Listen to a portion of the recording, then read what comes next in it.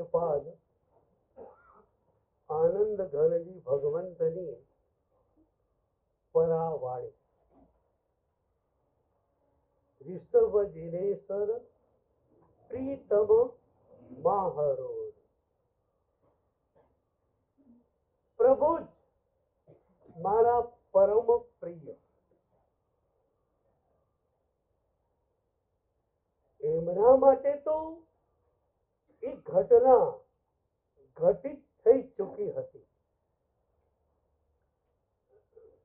આપણે એ ઘટનાને ઘટિત કરવી છે તો એના માટેના સ્ટેપ્સ કયા? ગઈકાલે એક મજાનું સૂત્ર આપણે જોયેલું.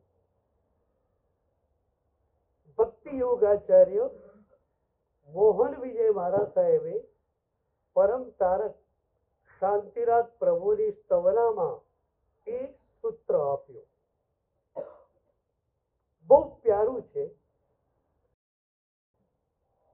ચિત્ત ચાહે પ્રભુ ચા કરી, મન ચાહે મળવાને કાજ, નયન ચાહે પ્રભુ નિરખવારે, દ્યો દર્શન મહારાજ. ખ્યાલ છે કે પ્રભુ દર્શન આપવા તૈયાર છે, પણ મારી સજ્જતા ઓછી પડે છે અને એટલે એમણે ભક્તની સજ્જતાની 3 વાતો કરી. ચિત્ત, મન અને નયન. એટલે કે ચિત્ત, મન અને ઇન્દ્રિયો આ ત્રણેય પ્રભુના દર્શન માટે અત્યંત લાલાયિત બનેલા હોય તો પ્રભુનું દર્શન દૂર નથી.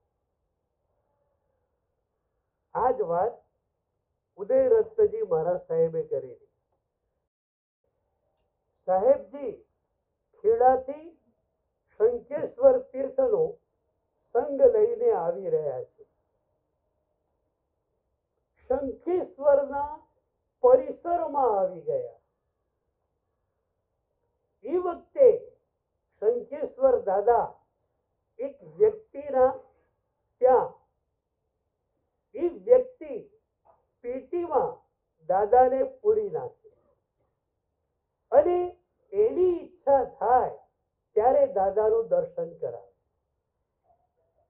આ સંયોગોમાં ઉદયરત્નજી મહારાજ સાહેબ શંખેશ્વર જઈ રહ્યા છે. એક ભક્તે પૂછ્યું કે સાહેબ, પ્રભુનું દર્શન આપણે થશે? એ વખતે ઉદયરત્નજી મહારાજ સાહેબે કહ્યું, થશે એમ નહીં, થશે જો. અને એમણે આ જ વાત કરી કે પ્રભુ તો દર્શન આપવા માટે તૈયાર જ બેઠેલા છે. હું તૈયાર નહોતો, આજે હું તૈયાર છું અને એટલે મારા પ્રભુએ દર્શન આપવું જ પડશે. ગયા પેલા ભાઈને ત્યાં, પેલા ભાઈને સમાચાર મળી ગયેલા આજે મોટા મહારાજ સાહેબ આવવાના છે. મોટા મહારાજ સાહેબ ભલે ને આવે, આપણે એમ કે દર્શન બર્શન કરાવવાના નથી. આવે એટલે કહી દેવાનું, હમણાં નહીં, અડધો કલાક પછી આવો, મારે નાસ્તો કરવાનો છે. અડધો કલાક પછી આવે ત્યારે ફરી કહેવાનું, હવે તો મારે સ્નાન કરવાનો સમય થયો, કલાક પછી આવજો. ઉદયરત્નજી મહારાજ સાહેબ એ ભાઈના ઘરમાં પ્રવેશ્યા. સીધું જોયું પેટી ક્યાં છે. સીધા પેટી પાસે જઈને બેસી ગયા. પેલો ભાઈ વિચારમાં પડી ગયો, મહારાજ સાહેબ ને ખબર છે કે નહીં પેટીને ખંભાથી તાળું ઠોકેલું છે, ચાવી મારી પાસે છે. પણ ઉદયરત્નજી ભગવંત પ્રભુ સાથે એમનું ડાયરેક્ટ ડાયલિંગ સીધી એમણે સ્તવના શરૂ કરી. સારકર સારકર સ્વામી શંખેશ્વરા, દેવ કા એટલી વાર લાગે. શું મજાનો લય પકડ્યો. દેવ કા એટલી વાર લાગે. નાનકડું બાળક બહારથી આવેલું હોય, 12ના 12:15 થઈ ગયા છે, ભૂખ કકડીને લાગી છે, એ જમવા માટે બેસી જાય, મમ્મી થાળી ન પીરસે તો એ રાડ પાડે, મમ્મી જલ્દી ખાવાનું આપને, ભૂખ લાગી. એ જ લયમાં ઉદયરત્નજી ભગવંત કહે છે, દેવ કા એટલી વાર લાગે. હું આટલે દૂરથી તારા દર્શન માટે આવી ગયો છું, અને તું ઓઢવમાં છે, દર્શન આપવું કે ન આપવું. અને પછી કહ્યું, કોડી કર જોડી દરબાર આગે ખડા, ઠાકુરા ચાકરા માન માંગે. તું ભાવ પૂછાવે છે. હું તારા દર્શન માટે આટલી તડપણ લઈને આવ્યો છું, તું ભાવ પૂછાવે છે. દર્શન આપવું કે ના આપવું, હમણાં આપવું કે પછી આપવું. બસ આ કડી પૂરી થઈ, તાળું તૂટી ગયું, પેટીનું ઢાંકણ ખુલી ગયું, પરમાત્મા સ્વયં ઉપર આવી ગયા.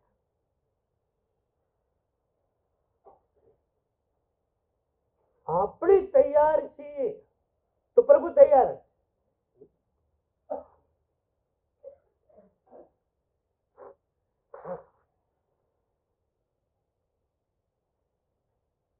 આપણે ત્યાં જેવી ઉદયરત્નજી ભગવંતની વાર્તા છે, એવી જ કથા હિન્દુ પરંપરામાં ઉદયનાચાર્યની છે. ઉદયનાચાર્ય બહુ જ મોટા દાર્શનિક, બહુ જ મોટા તાર્કિક, અને પછી બહુ જ મોટા ભક્ત બની ગયા.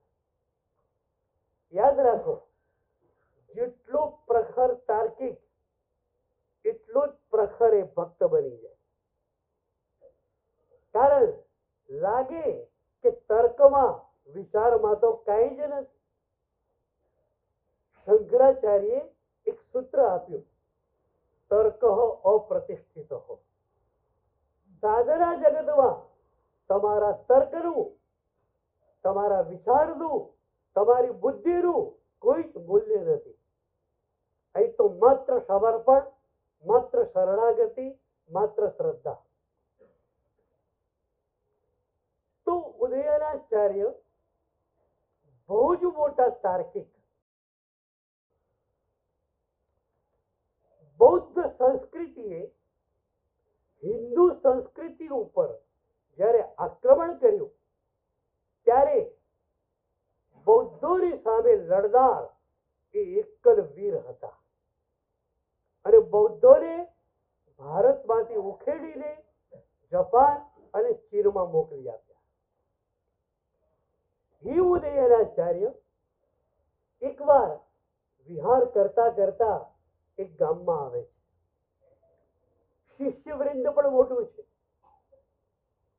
લોકોને પણ ખ્યાલ હતો કે ઉદયનાચાર્ય જેવી બહુ મોટી પ્રતિભા આપણા ગામમાં આજે આવી રહી છે.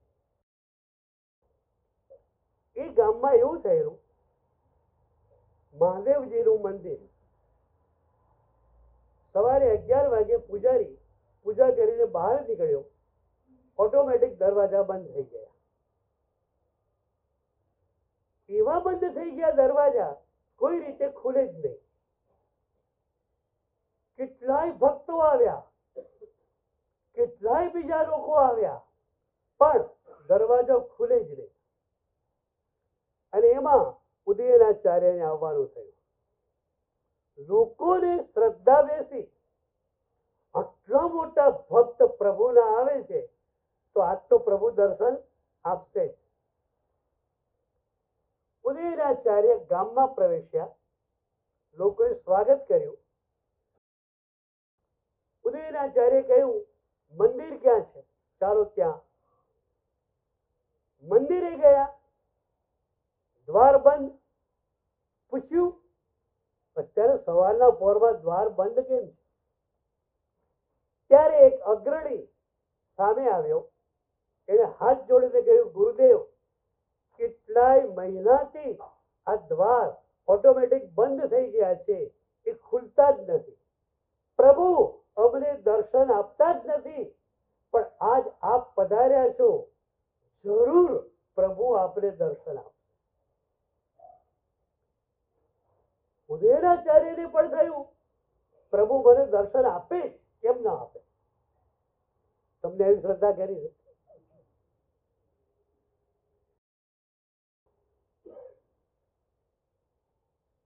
એ દરવાજા પાસે ગયા, દ્વાર ખુલ્યું નહીં. ભક્ત છે. ભક્તની પાસે એક વિશેષાધિકાર છે.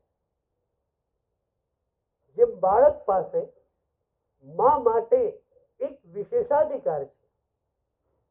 બાળક માને ગમે તે કહી શકે, કારણ બાળક પાસે પ્રેમ છે અને પ્રેમનો વિશેષાધિકાર એની પાસે છે. ભક્તની પાસે પણ ભગવાન પ્રત્યેનો જે અસીમ પ્રેમ છે એ પ્રેમને કારણે એક વિશેષાધિકાર આવેલો છે. ઉદયનાચાર્ય એ વખતે પ્રભુને કહે છે કે તું મને દર્શન નથી આપતો. તને ખ્યાલ છે પ્રભુ, બૌદ્ધોનું આક્રમણ થયું ત્યારે હું ન હોત ને તો તારે બહાર જવું પડે.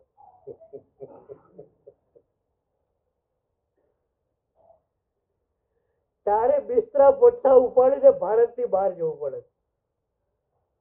તું મને દર્શન નથી આપતું. ફટાક કરતા દરવાજા ખોલી.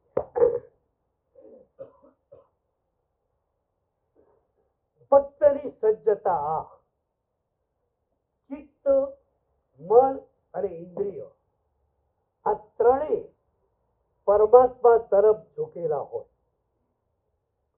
અનંત જન્મોથી આપણી ઇન્દ્રિયો, આપણું મન અને આપણું ચિત્ત સંસાર તરફ ઢળેલું છે.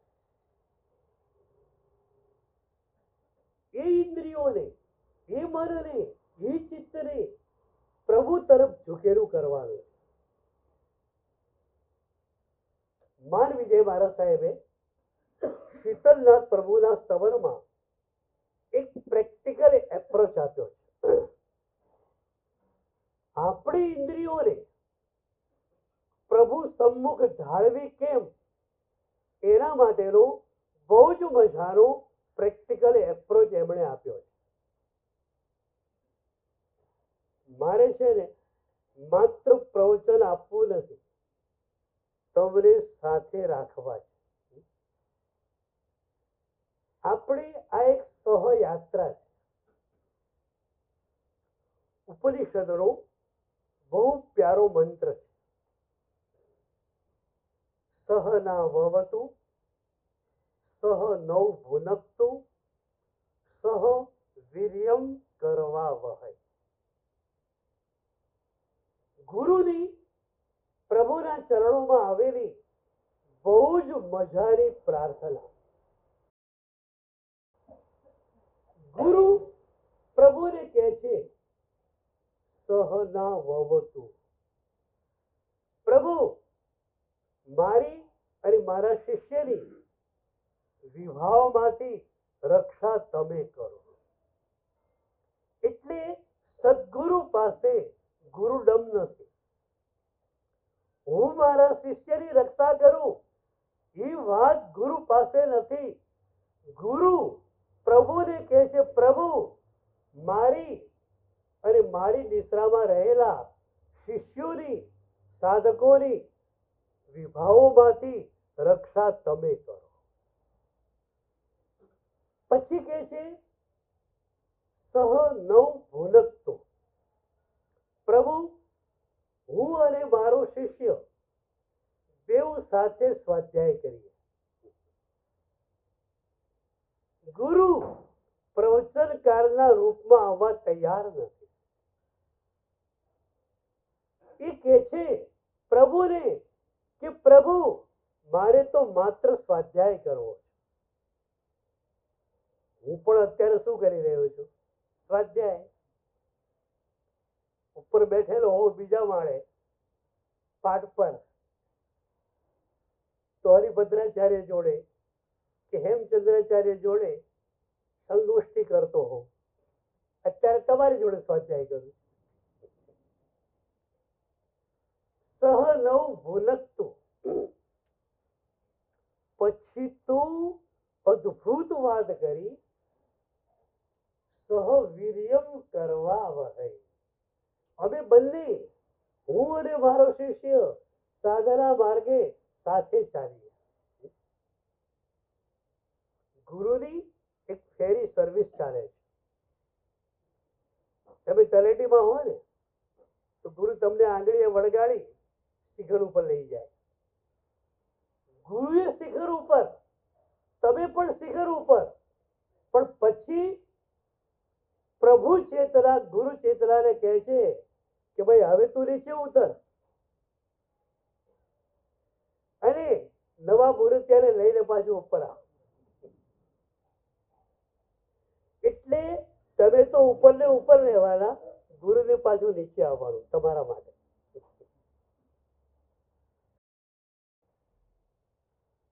ક્યારેક તમને ગુરુના કાર્યનો, એક સદગુરુની વેદનાનો ખ્યાલ આવે ખરો? ગઈકાલે મેં કહેલું સદગુરુ કેવા હોય, સદગુરુ ચેતના કેવી હોય? वासित है जिन गुण मुझ दिल को, जैसे सुर तरु बाग और वासना लगे न ताको. પ્રભુના ગુણોની અંદર એમનું અસ્તિત્વ પૂરેપૂરું ડૂબેલું હોય, અને છતાં એ સદગુરુએ ફરજના ભાગરૂપે તમારા દોષોમાં ડોક્યું કરવું પડે. સદગુરુની વેદનાનો ખ્યાલ તમને આવે? સાધુ સાધ્વીજીઓની વાચનામાં હું ઘણીવાર કહેતો હોઉં કે એક સદગુરુ પ્રભુના ગુણોમાં જ જે ડૂબી ગયા છે,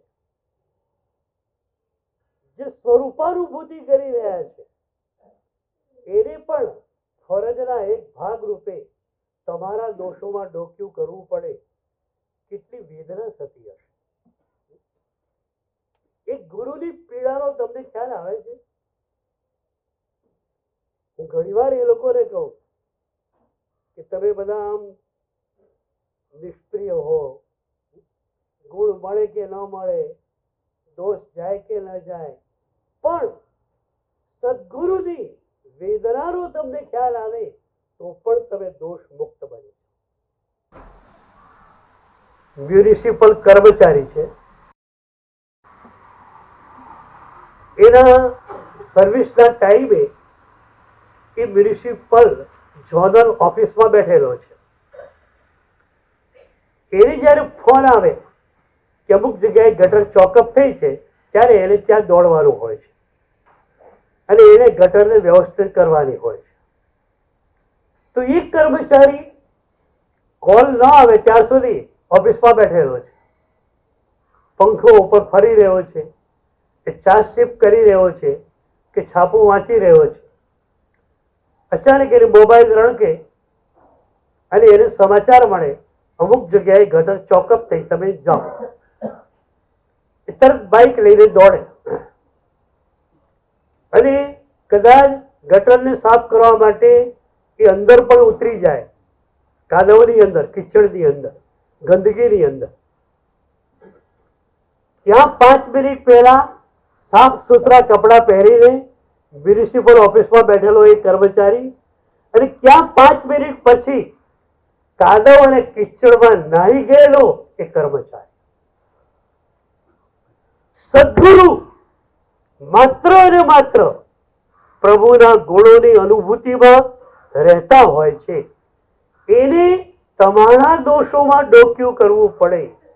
તમારા દોષોને સાફ કરવા માટે એ તમારા દોષ સુધી આવવું પડે. એ કેટલું તો વેદનાજનક બની રહેતું હોય. તો સહવીર્યમ કરવા વહે. પ્રભુ, હું અને મારો શિષ્ય બેઉ સાથે સાધના કરી.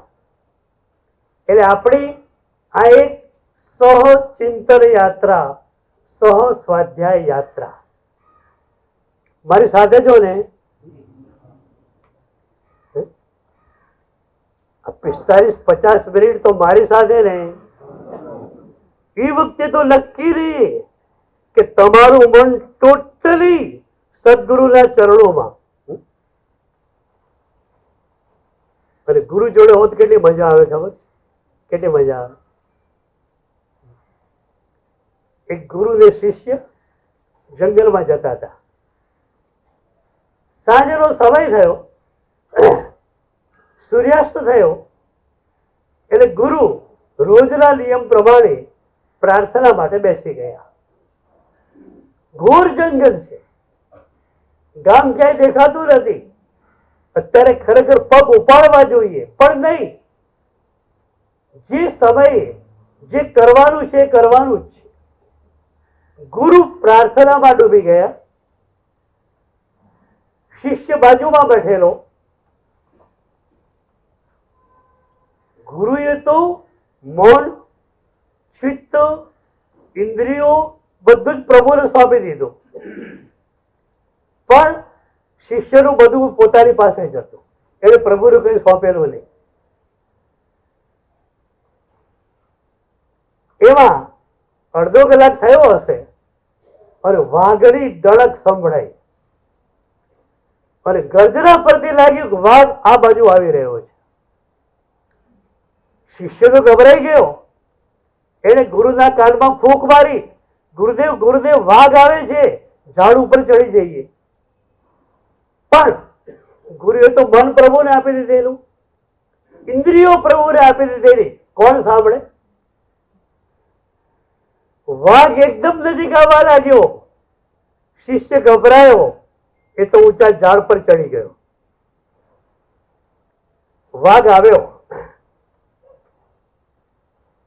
ગુરુની પાસે આવ્યો, પણ ગુરુની બોડીમાંથી જે મૈત્રી ભાવની ઉર્જા નીકળી રહેલી હતી, એ ઉર્જાની અસર વાઘ ઉપર પડી. હિંસક વાઘ અહિંસક બની ગયો અને ત્યાંથી ચાલ્યો ગયો. શિષ્ય જોયું હવે મેદાન સાફ છે, એ નીચે ઉતરી ગયો. ગુરુની પ્રાર્થના પૂરી થઈ. હવે તો ત્યાં જ સુઈ જવાનું હતું. સુવાની તૈયારી કરી. મચ્છર બહુ હતા. ગુરુએ કહ્યું શિષ્યને કે મચ્છર બહુ છે, ઊંઘ નહીં આવે. શિષ્ય કહે છે, ગુરુદેવ તમે વાઘથી ન ગભરાયા અને મચ્છરથી ગભરાવો. ત્યારે ગુરુ કહે છે, વાઘથી નહીં ગભરાયો કારણ કે એ વખતે પ્રભુની સાથે હતો. મચ્છરથી ગભરાવું છું કારણ કે તારી સાથે.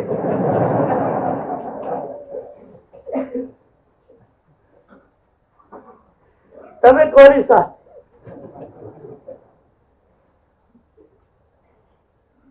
તો ઇન્દ્રિયો, મન અને ચિત્ત એ ત્રણેયને પ્રભુમય બનાવવા છે. બહુ જ પ્યારી એ સ્તવના છે. પહેલી જ આંખને લીધી. આપણી આંખ સૌથી વધુ સેન્સિટિવ છે.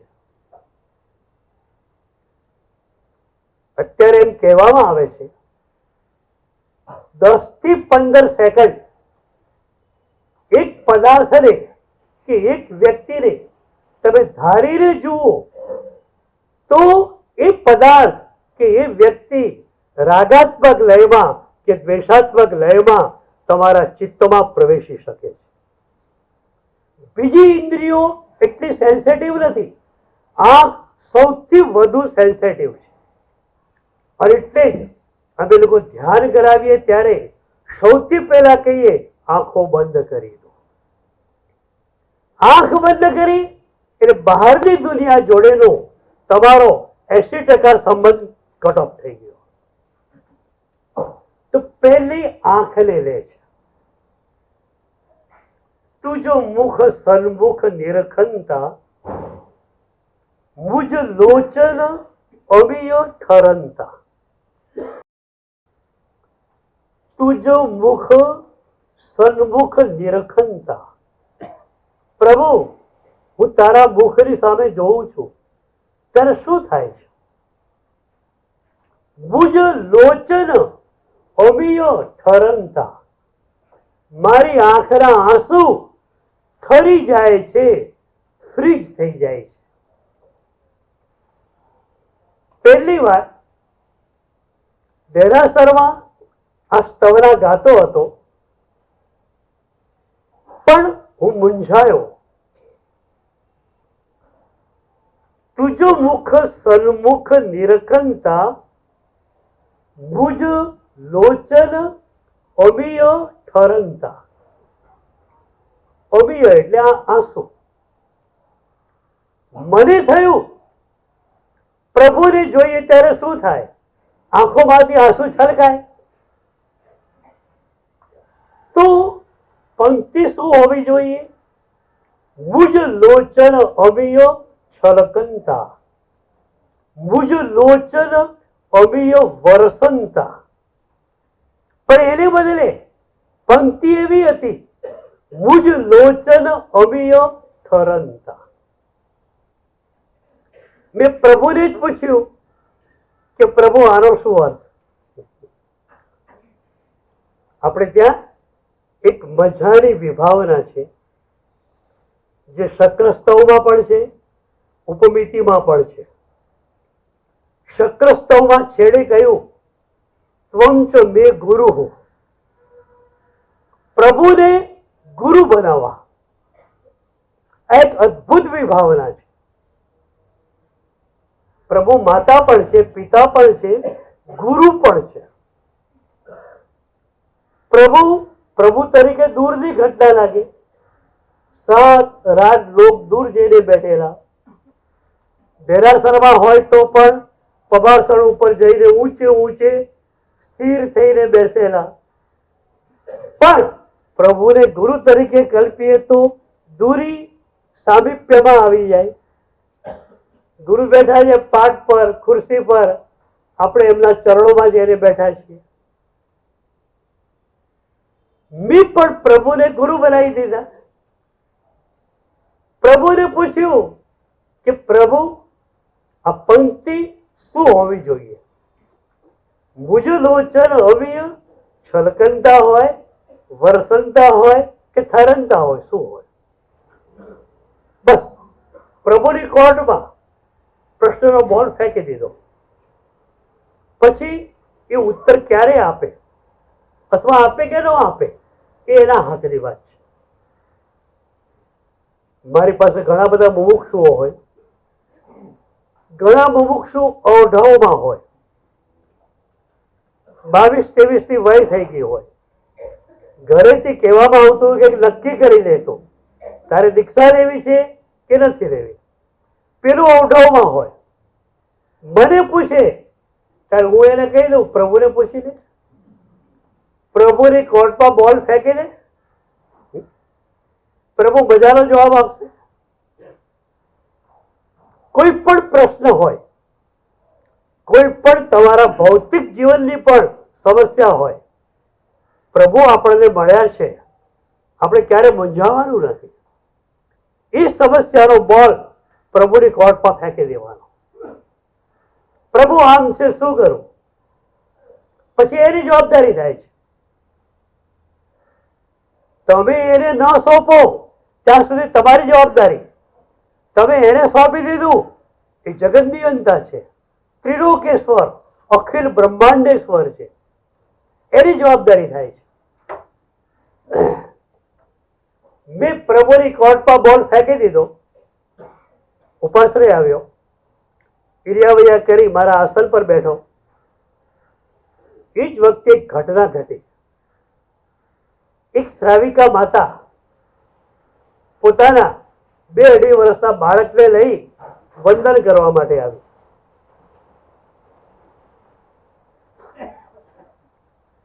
માને વંદન કરવું હતું. એ દીકરાને નીચે ફરસ પર મૂક્યો. દીકરાને તો મોટી ઉપાધિ આવી ગઈ. જાણે સિંહાસન પરથી રાજા પદભ્રષ્ટ થઈ ગયો હોય. ત્યાં માની હુંફાળી ગોદ, ત્યાં ઠંડી ફરસ. જ્યાં ફરસ પર મૂક્યો બાબાને, ત્યાં તો પીડા થઈ ગઈ. હૃદયમાં દુઃખ ઉભરાયું, આંખમાં આંસુ આવી ગયું. બંને આંખમાં એક એક આંસુ મેં જોયું. ત્યાં જ મારું વંદન પૂરું થયું. માએ બાળકને તેડી લીધો. બાળક હસવા મળ્યું. મજાની વાત એ થઈ, બાળક હસે છે અને એની આંખમાં આંસુ છે. હવે આંસુના રેલા ઉતરવાના નથી. કેમ કે પાછળથી ફોર્સ આવવાનો નથી, પીડા જ નથી તો ફોર્સ ક્યાંથી આવે? પણ જે બે આંસુ આવેલા એ તો ઠરીને ફ્રીજ થઈને બેસી ગયા છે. મને જવાબ મળી ગયો. મેં કહ્યું, વાહ પ્રભુ, આટલી ઝડપથી તે જવાબ આપી દીધો. એટલે શું થાય? આ એક બહુ મજાની ભૂમિકાની વાત કરી. પ્રભુ પાસે ગયા. તમે તો પ્રભુ પાસે જતા જ નથી, બરોબર? ખોટું લાગ્યું? શરીરને મોકલી દો ને. કોને મોકલો? એક ભાઈ દર્શન કરી અને ઘરે આવ્યા. શ્રાવિકાએ પૂછ્યું, દર્શન કરીને આવ્યા? અરે દર્શન કર્યું, ચૈત્યવંદન બી કરેલું. તો શ્રાવિકા આગળ પૂછે છે, આજ ભગવાનની આંગી કેવી હતી? મહોત્સવ ચાલતો હતો. ભગવાનની આંગી સવારે 7 વાગ્યા સુધી હોય. આજ આંગી કેવી હતી? પેલો માથું ખજવાનું. હવે એને આંગી જોઈ નથી પ્રભુની, તેને શું દર્શન કર્યું? આપણે તો આંગીના દર્શનની વાત નથી કરતા, પ્રભુના મૂર્તિના દર્શનની વાત નથી કરતા, પ્રભુના દર્શનની વાત કરીએ. તમે કહો છો પ્રભુનું દર્શન કરી આવ્યો કે મૂર્તિનું દર્શન કરી આવ્યો? એમ બોલો. તો ખરેખર પ્રભુનું દર્શન થયું છે ક્યારે? એ પ્રભુની વિતરાગ દશા તમને ક્યારે દેખાણી? એ પ્રભુના મુખ પર જે પ્રસન્ન રસ રેલાયેલો છે એ તમને ક્યારે દેખાયો? કેમ નથી દેખાયો? મન બહાર હોય છે. ઇન્દ્રિયોનો સંબંધ મનની સાથે છે. આંખ ખુલ્લી હોય પણ મન બીજે હોય તો ખુલ્લી આંખમાં પ્રતિબિંબ પડશે, પણ પ્રતિબિંબનું પાછળ ગયા પછી જેને નિર્વાચન કરવાનું છે એ યંત્રચૂત છે. આંખ તો માત્ર કેમેરાનું કામ કરે. કેમેરો માત્ર છબી પાડે અને અંદર મોકલે. પછી અંદર ગયા પછી એ છબીનું શું કરવું એ કેમેરામેન નક્કી કરે છે. એમ તમારો ઉપયોગ જે છે એ નક્કી કરે કે આ દૃશ્ય જે ઝડપાયું તે સારું કે ખરાબ. આખરું કામ માત્ર દૃશ્યને ઝડપવાનું છે. આંખ ખુલ્લી પણ હતી, પ્રભુ જોવાયા પણ ખરા, મન બહાર હતું, તો આંગી કઈ હતી ખબર બી ન પડી. તો પ્રભુનું દર્શન કરવા તમે ગયા, પ્રભુનું દર્શન થયું અને પછી મનમાં એક ભાવના થાય પ્રભુ તું આટલો બધો દૂર, 7 રાજ અળગા જઈ બેઠા. પ્રભુ તું 7 રાજલોક દૂર સિદ્ધ શિલા પર જઈને બેઠેલો છે. પ્રભુ મારે તને મળવું છે રીતે. એક વેદના, એ વેદનાને કારણે આંખમાં આંસુ ઝલકે અને ત્યાં જ સદગુરુએ કહેલી વાત યાદ આવે કે પ્રભુ અને દૂરી. પ્રભુ તો અંતર્યામી છે, પ્રભુ અંતર્યામી છે. એક ભક્તે કહેલું, he is closer to me than myself. કેવો અનુભવ હશે? he is closer to me than myself. પ્રભુ મારી જાત કરતા પણ વધુ નજીક છે. પ્રભુ અંતર્યામી છે.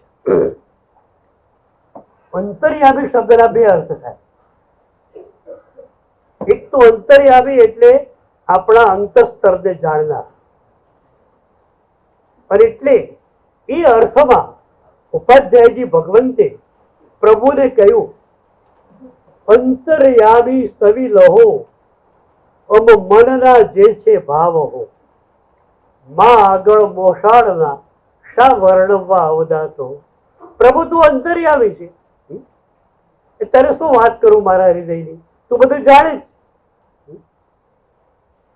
કેવું મજાનું એક્ઝામ્પલ આપ્યું કે દીકરો મારી સાથે મોસાળ ગયો છે. હવે એને ખબર પડે કે આ મામા કહેવાય, આ માસી કહેવાય.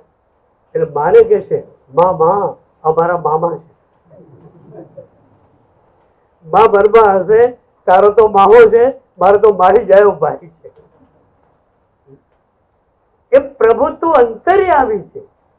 તો તને મારા હૃદયની વાતો શા માટે કહું? પણ છતાં સ્તવરો લખાય છે. બરો નવાઈ ન લાગે? એક બાજુ કહે છે કે પ્રભુ તું અંતર્યામી છે, તું મારા મનની વાત જાણે છે, તો સ્તવનો રચો તો શા માટે? જવાબ એમણે બીજી જગ્યાએ આપ્યો કે બોલવાની ઈચ્છા થાય તો પ્રભુ વિના બીજા કોઈની સાથે બોલવાની ઈચ્છા થતી. ડાયાબેટિક પેશન્ટ હોય ને, ડોક્ટર કહી દે કશું સ્વીટ તમારે ખાવાનું નહીં. સાહેબ પણ ક્યારેક તો ખાવાની ઈચ્છા થઈ જાય ને કઈ. હવે એનું ડાયાબિટીસ બહુ વધારે નથી તો ડોક્ટર કહી દે એકાદ એપલ તમે ખાઈ શકો છો. ફ્રૂટની શર્કરા એટલું બધું નુકસાન નથી કરતી. એમ બોલવાની ઈચ્છા જ થાય તો પ્રભુ સાથે બોલીશ, બાકી બીજા કોઈની સાથે બોલીશ જ નહીં. એક અંતર્યામી શબ્દનો અર્થ. બીજો અંતર્યામી શબ્દનો અર્થ છે અંદર રહેલ. તમારી અંદર કોણ છે? તમે કે પ્રભુ? બેવ.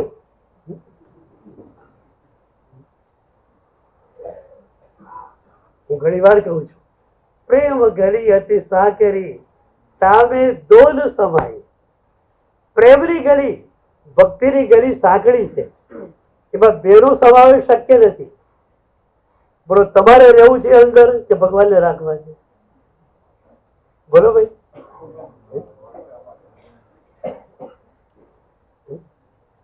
તમે રહો કેન્દ્રમાં, તમારું હું કેન્દ્રમાં રહે તો નરક અને નિગોદ નક્કી, દુર્ગતિ નક્કી. પ્રભુ કેન્દ્રમાં આવે તો મોક્ષ નક્કી. હવે બોલો તમારી ચોઈસ તો.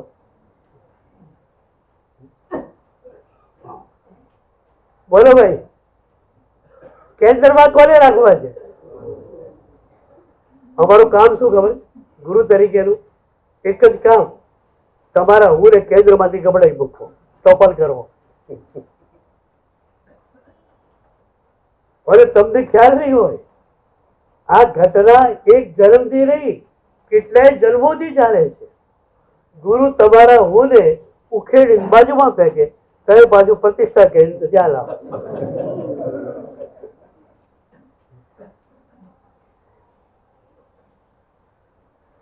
મને એક વાર એક ભાઈએ પૂછેલું કે સાહેબ તમારી ઈચ્છા શું છે, અમારા ખ્યાલમાં આવી ગયું, તમારે અમારા હુંને કેન્દ્રમાંથી ઉખેડીને પરીખમાં મૂકી દેવું છે અને પ્રભુને કેન્દ્રમાં લાવવા છે.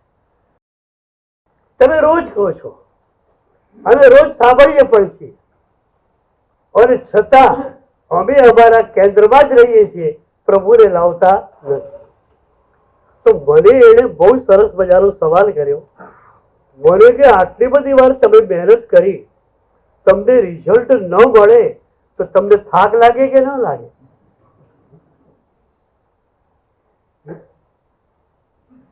મેં કીધું વર્ષોથી વાંચના આપ્યા કરો, એના એ ચહેરા ઘણી વાર હોય અને એ જ હું ને બરોબર આમ સાચવીને બેઠેલા હોય. જરાય હું ને ઘસરકો પણ પહોંચાડવા નથી અને તમે બધાથી બોલ્યા કરો, તમને થાક લાગે કે ના લાગે? ત્યારે મેં કહેલું કે જ્યાં ડુઈંગ છે ત્યાં થાક છે, બીઈંગ છે ત્યાં થાક નથી. કર્તૃત્વ હોય ત્યાં થાક છે. અમારી પાસે કર્તૃત્વ નથી. પ્રભુની આજ્ઞા છે કે તું સ્વાધ્યાય કર, હું સ્વાધ્યાય કરું, અને એક જ પ્રાર્થના કરું કે પ્રભુની કૃપા તમારા બધામાં ઉતરું.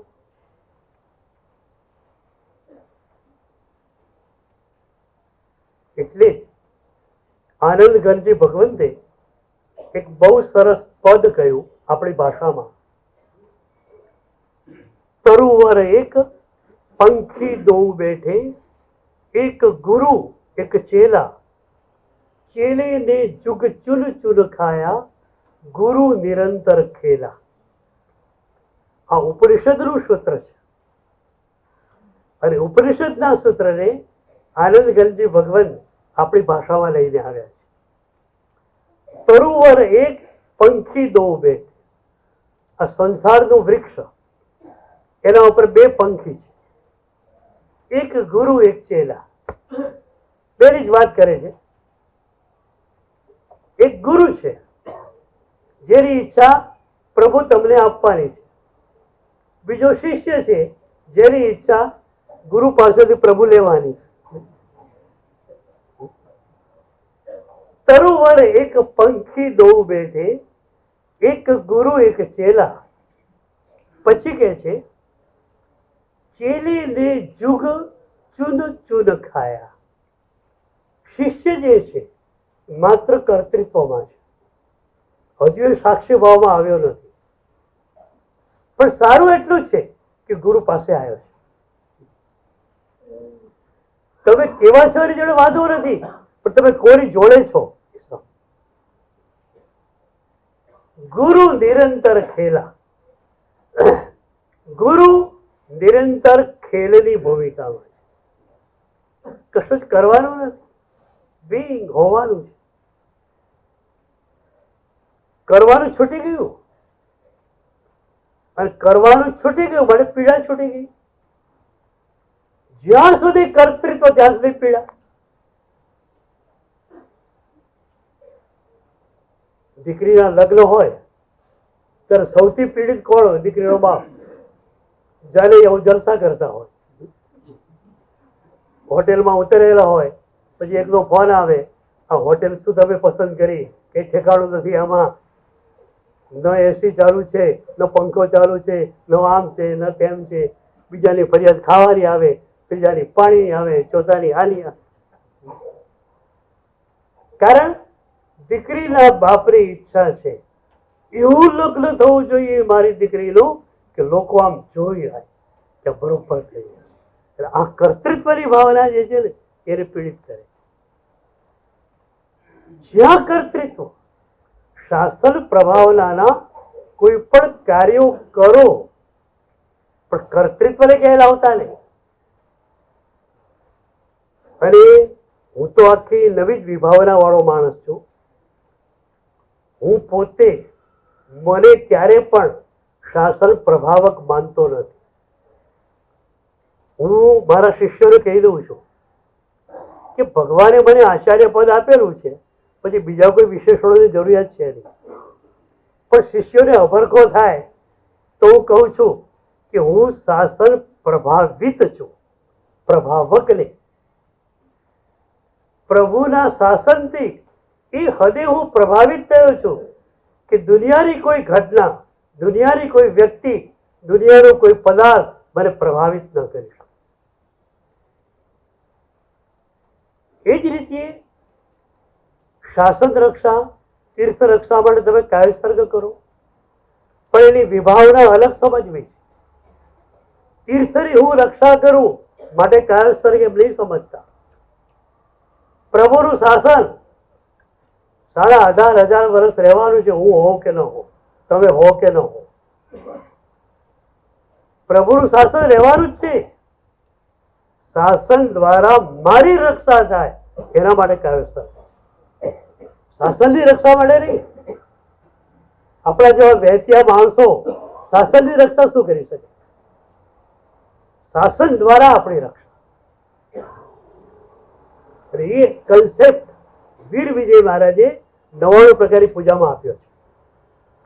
આપણે કહીએ જાવળ સાહેબ, સમરા સાહેબ તીર્થોદ્ધાર કર્યો, પણ જાવળ સાહેબની ભૂમિકા કઈ હતી એ વીર વિજય મહારાજ પૂજામાં લઈને આવ્યા.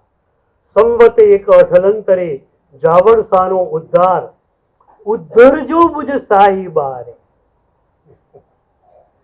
જાવળ શાહ કે છે પ્રભુ આ એક નાનકડું ભક્તિનું કાર્ય તારા ચરણોમાં એટલા માટે મૂક્યું, તું મારો ઉદ્ધાર કર. મેં તારા તીર્થનો ઉદ્ધાર કર્યો એમ નહીં, તું મારો ઉદ્ધાર કર એવી મારી વિનંતી છે.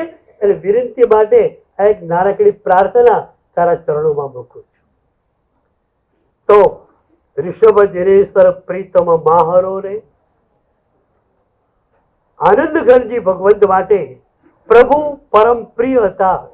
આપણા માટે પણ પ્રભુ પરમ પ્રિય બને એના માટે આપણે ઇન્દ્રિયો, આપણું મન અને આપણું ચિત્ત આપણે પ્રભુ સન્મુખ બનાવવું છે.